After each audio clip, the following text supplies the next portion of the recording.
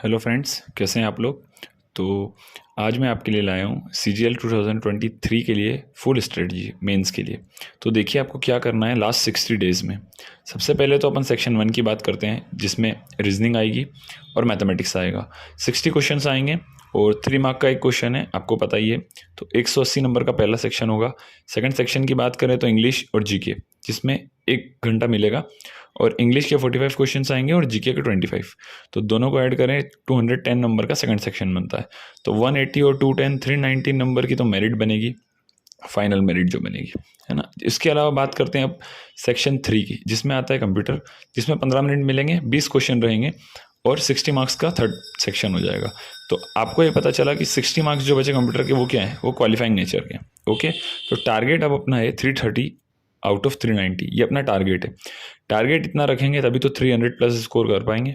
ठीक है, अब आगे देखिए आपको करना क्या है और किस तरह से आपको स्कोर आपका बूस्ट करना है ना। मैं मानता हूँ कि CGL 23 में जो बच्चे मेंस की तैयारी करेंगे, मान लो आपका CGL 23 मेंस नहीं भी होता या आप बॉर्डर पर हैं, तो आपको मेंस की तैयारी तो करनी ही है, क्योंकि CGL 23 की मेंस की तैयारी करेंगे तभी आपका CGL 24 बहुत स्ट्रांग होगा, है ना। तो जिनके भी प्री में कम नंबर हैं या बॉर्डर पर है, बिल्कुल निराश मत हो। इस स्ट्रेटजी से आपको बहुत फायदा होगा आगे। देखिए अब CGL 23 के लिए फुल मेंस की स्ट्रेटजी लाया हूँ मैं आपके लिए। आपको पता ही है नेगेटिव मार्किंग 1/3 है ना। सेक्शन 1 की बात करें, जिसमें रीजनिंग और मैथमेटिक्स आएगा। 180 मार्क्स है, 60 क्वेश्चन है, 3 मार्क्स का एक क्वेश्चन है। ओके, रीजनिंग के 30 क्वेश्चन आएंगे, आपको पता ही है। अब पहले सेक्शन रीजनिंग और मैथमेटिक्स में 60 मिनट मिलेंगे।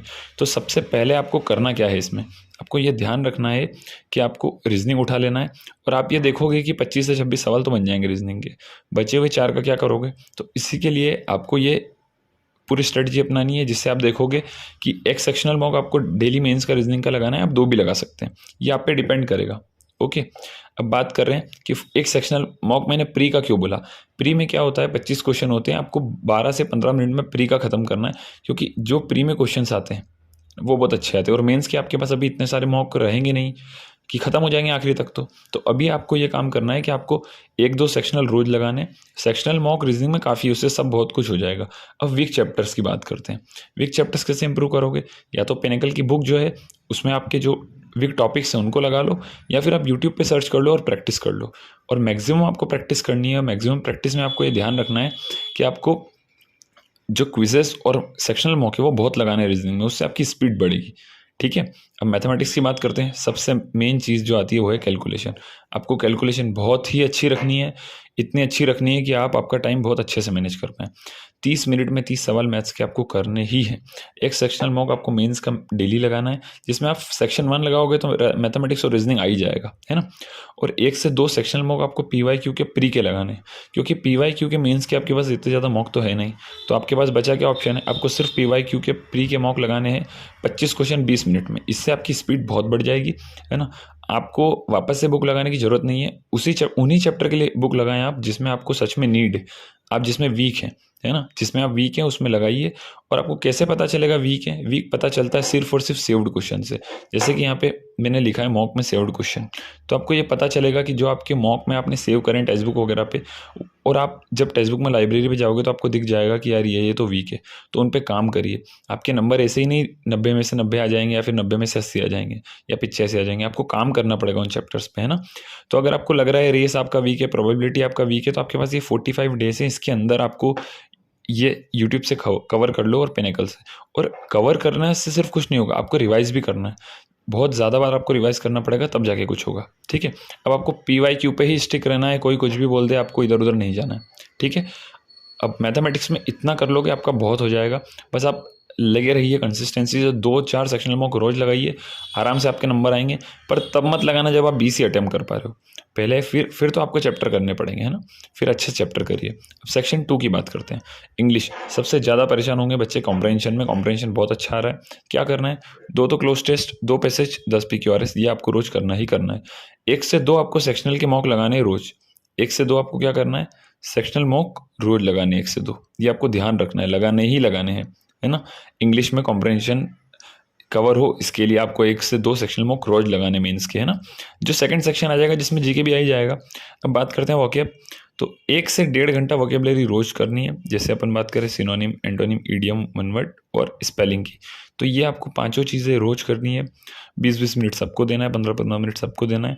मैंने एंटोनिम में पहले भी बताया आपको, एंटोनिम डायरेक्ट याद नहीं करना है, एंटोनिम के वर्ड का मतलब याद कर लो, ताकि एग्जाम में आपको ये ईजी हो जाए कि आप ऑप्शन एलिमिनेट कर सको। समझे?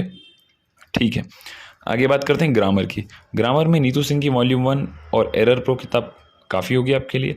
आपको रूल्स पढ़ने हैं रोज, और आपको एरर्स लगानी है, इंप्रूवमेंट लगानी है। ये ध्यान रखिए कि सिर्फ रूल पढ़ने से आपसे एरर इंप्रूवमेंट कभी नहीं बनेगी। जब तक रूल्स का एप्लीकेशन नहीं होगा कुछ भी नहीं होगा।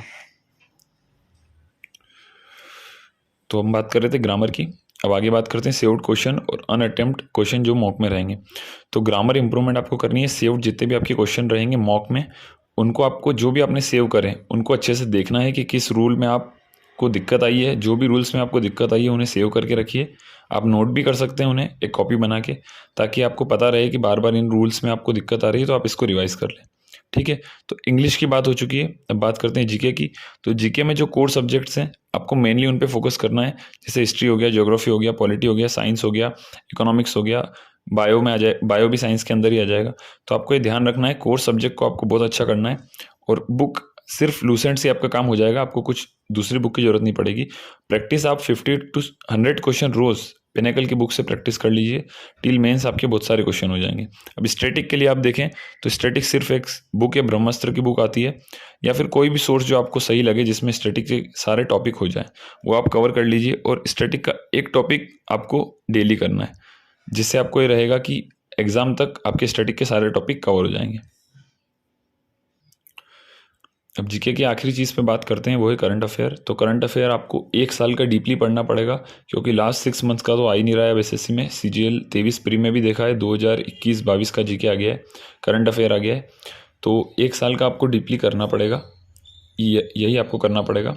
सेक्शन 3 की बात करते हैं। तो सेक्शन 3 में क्या है, कंप्यूटर है। तो कंप्यूटर आपको कोई सी भी एक बुक ले लो, किरण या अरिहंत पब्लिकेशन की बुक आती है। बस आपको ये ध्यान रखना है आप अच्छे से इसको रिवाइज करें और उसके जो क्वेश्चंस हैं उनको अच्छे से प्रैक्टिस करें। CGL 22 मेंस के कंप्यूटर के क्वेश्चंस अच्छे से देख लीजिए और उसको देखिए, और उसके आसपास के जितने भी क्वेश्चंस बन सकते हैं उनको प्रैक्टिस करिए। अब बात करते हैं मॉक की। तो मॉक में 3 से 4 मॉक एक वीक में आपको करना ही करना है। 3 से 4 मॉक एक वीक में आपको करना है। ठीक है, अब आपको क्या करना है, मॉक लगाने के बाद आपको एनालिसिस अच्छे से करना है। एनालिसिस करोगे तो ही आपके नंबर बढ़ेंगे। और उसके बाद आपको ये ध्यान रखना है कि अभी से 45 डेज तक आपको वीक पॉइंट्स पे काम करना है, तभी जाके, क्योंकि आखिरी 15 डेज में तो कोई कुछ होना नहीं है। अभी से 45 डेज तक आपको अच्छे से वीक पॉइंट पे काम करना है, ताकि आपके नंबर बढ़ें। और एक चीज़ याद रखिए, आपको कंसिस्टेंट रहना है। और जितने भी मॉक में आप क्वेश्चन सेव कर रहे हैं उनको आपको टाइम टू टाइम कवर करना है। और जो वीकली आप संडे मॉक का एनालिसिस करेंगे उसके अंदर आपको अच्छे से मॉक का एनालिसिस करना है डीपली, और ये देखना है कि बार बार आप कौन से चैप्टर्स गलत कर रहे हैं, उसको आप फिर कवर कर लीजिए यूट्यूब से, या फिर आप जिस भी बुक से लगा रहे हैं उससे प्रैक्टिस करके अच्छे से। और ये करने से आपके नंबर बहुत अच्छे से बढ़ जाएंगे। ठीक है, थैंक यू। और लास्ट 60 डेज हैं अब आपके पास, और आपको लगे रहना है 60 डेज में कंसिस्टेंसी के साथ। ठीक है, थैंक यू।